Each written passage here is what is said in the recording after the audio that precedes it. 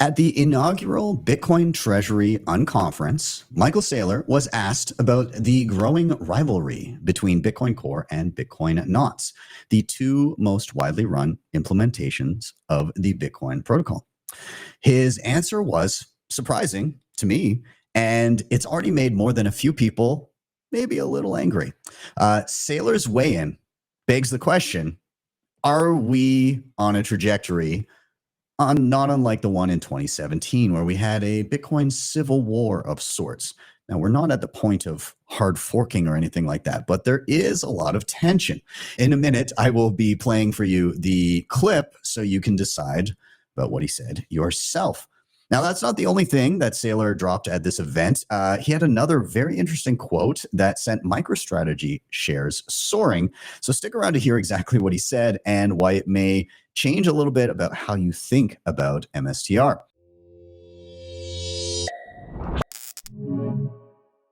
Let me break this down for my fellow Bitcoiners. In just 8 weeks, I've seen a serious shift. More strength, more energy, and fast muscle gains. The reason?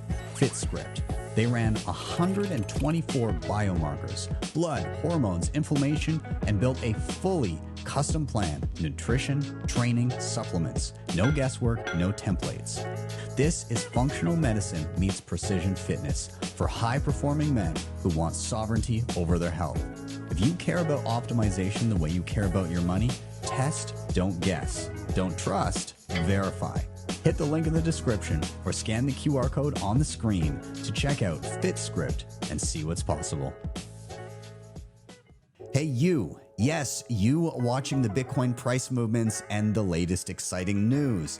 It's awesome to stay informed, but the real power of Bitcoin comes from taking control. Don't just watch, take action.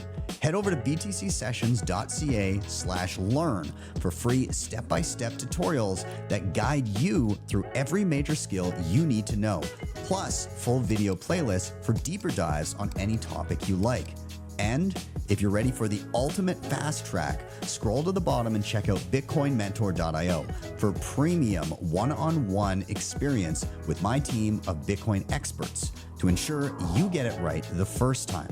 Don't wait. Secure your Bitcoin future today. Hit the link in the show notes or scan the QR code on the screen. Let's chat about the topic at hand. There was some saucy comments from Mr. Saylor himself here. So I'm going to pull this up, and this was actually, let's get us over here. We'll look together.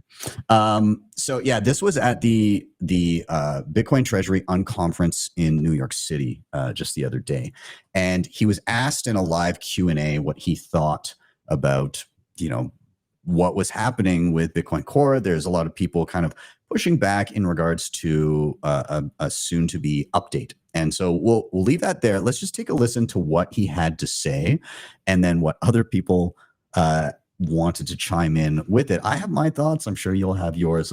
Let's just take a quick little gander at it. I think protocol proposals, however well-intentioned, can go horribly wrong. And I think that this debate we see right now over op return limits, this is actually a second order or maybe even a third order change. It's not changing, it's not changing the amount of Bitcoin, which of course is an atomic zero order change. It's not changing the block size, which is the first order change. It's somewhere in the second and a half to third order. But the reaction of the community, which is, to reject it, an inflammatory reaction, I thought was a healthy response. It's healthy to be skeptical of a third order change to the protocol, right? Because it might become a second order change, and and if it's a first order change, it puts everything at risk. And the biggest danger is a very talented, well-funded, well-intentioned developer trying to do something good. That's the danger, right? And that is fundamentally the issue, which is a very competent, well-funded, well-intentioned developer that wants to upgrade the protocol. That is the risk. The risk is, I've said this tongue-in-cheek before in my long business career, I don't regret my bad ideas because no one's stupid enough to pursue their bad ideas. I regret all of the good ideas that I pursued to the detriment of my great idea. Like, it's the good ideas that actually dilute the product, dilute the brand, dilute the network, and destroy the company. The good ideas will destroy the company. The good idea for Bitcoin will destroy Bitcoin. If I wanted to destroy Bitcoin, I would just fund infinite developers who are very talented and tell them to make it better. Ooh. So a little spicy there. Now, we did have a little bit of people pointing fingers of, oh, who's he talking about there? I mean, I've got my own ideas, but we did have a little bit of the Spider-Man meme happening. It's about you. No, it's about you. No, it's not about any of us. Even the tweet that I shared initially that this was from, this is Adam Smeka, and he said, Saylor isn't making the case for not specifically. He is making the case to leave Bitcoin alone. People think the choice is between core and knots. It's not. To ossify would mean to fire all the Bitcoin devs and just leave it how it is. Now there's been a lot of back and forth on this whole topic, and I actually was a little surprised at Saylor's response, not because it falls out of line with his ideas in and around kind of, leaving the thing alone as much as possible and being careful and very cautious about upgrades, but I kind of just assumed he would toe the line with core and just say, yeah, well, I mean, this is the reference implementation. We're just, just cleaning things up. And I didn't think that he would, I mean, it's some of the quotes there, him saying that effectively that knots as a reaction to the trajectory of Bitcoin Core and some of the changes being implemented was a healthy reaction. And also pointing out that if he wanted to kill Bitcoin, he would just hire a team of developers to 24/7 work on making it better. So I think he's not assigning ill intent to Bitcoin Core, but he is saying like, yeah, good. Maybe there should be some questioning of how things go forward. Now, a couple other quotes, because there is a longer, I encourage you can go back and watch the videos from the event over the weekend. Again, it was the inaugural Bitcoin Treasury unconference. And but a couple other quotes. I won't play this whole thing here. There's another 7-minute video from the same chunk here. But he did say the lack of features is the feature. And another thing he said was there will be other implementations of Bitcoin that will form that will keep us from going off the rails. And this is how I'm tending to look at the whole situation right now is, I mean, are the filters overall going to work? Well, it really kind of depends on how you define work. Yeah, well, exactly. And it would take a fair amount. Well, you'd have to have most of the network kind of switching over for it really to take place. And there's some nuance there, but nonetheless, the way I view it is, one, if you're just running it just because, and it's not an economic node, you're not linking wallet activity or anything like that to it, then really it's just a redundant copy of the Bitcoin blockchain, which is, isn't really having much of an effect either way. If it is an economic node, then yeah, you're implementing your mempool policy, you're doing all of that, but still it's going to have a larger piece of the pie than it does right now, although we're sitting at about 20% of nodes out there right now, reachable nodes that are running Bitcoin knots. Bitcoin Core currently below 80%. The interesting thing here is that knots was like not long ago, what, a year and a half ago, it was like pretty sure it was 0.4. You can see there's been little bumps along the way, but I'm pretty sure it may have been sub 1% before this really kicked off. Yeah. So if anything, what I'm viewing this as is a way for individuals also to kind of be vocal about concerns around the trajectory of development. This would obviously have to be a much larger number to really take an effect, but it's grown pretty quick. So I think that it's important that developers in general do take note, because this isn't nothing. Like there is a degree of discontent here. The other interesting thing, and to caveat this number on the screen, there was just the latest update for both the core and knots. and some of the knots nodes were being double counted during the upgrade. And so I think we had both Luke and Mechanic saying, hey, like these numbers may come through really exaggerated for a while before they correct. And we have this graph here of kind of the line of the growth in knots over time. And then we have this crazy spike and then kind of a dip below and then a return pretty much to what would look like the same gradual line increase. So this 20% number may actually be relatively accurate if you just kind of extend the line here. We're at a place where it's somewhere in and around the range where it would be if we just kind of kept with the existing trajectory. So yeah, I don't know, Nathan, what are your thoughts here in and around all of this? And Saylor actually giving an opinion on this, because he's been I didn't even think he would really weigh in on it, to be honest.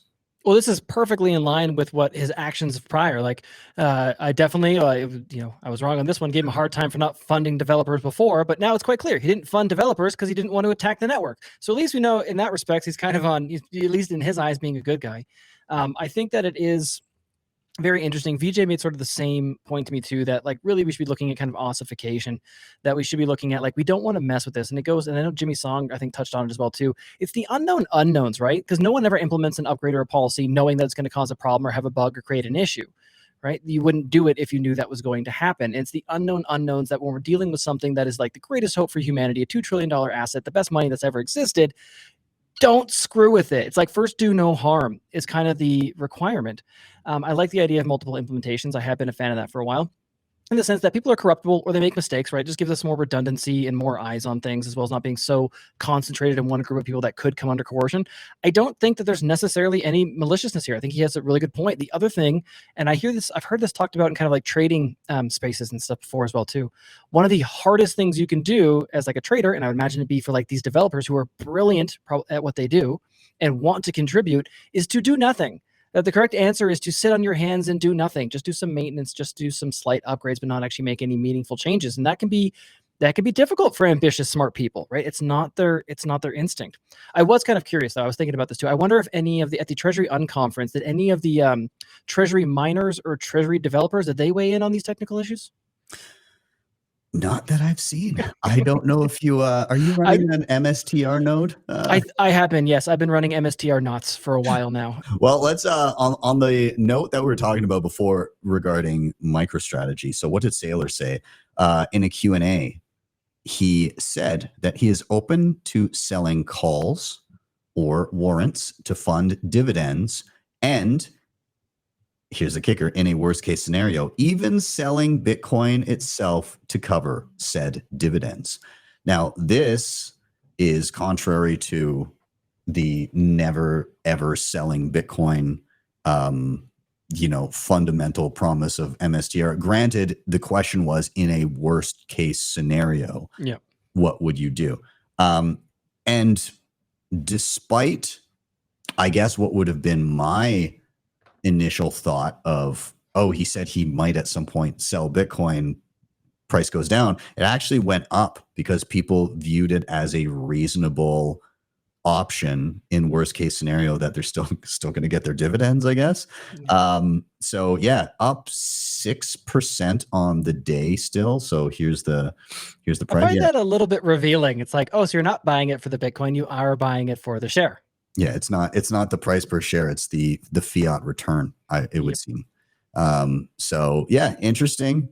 I think it's worth kind of pointing out there too, because this is something that VJ pointed out to Gary and I, is that there is that might even be forced upon him at some point. That risk is there, that if the Bitcoin, if they're valued at less than MNAV, if they kind of go below 1 in terms of MNAV, that there is money to be made by people coming in and basically buying up the shares in order to sell the Bitcoin and then buy more shares. That the underlying asset is worth more than the company. You risk people stepping in because it's a publicly traded company and trying to basically dismantle its parts and sell it for a profit. Yeah.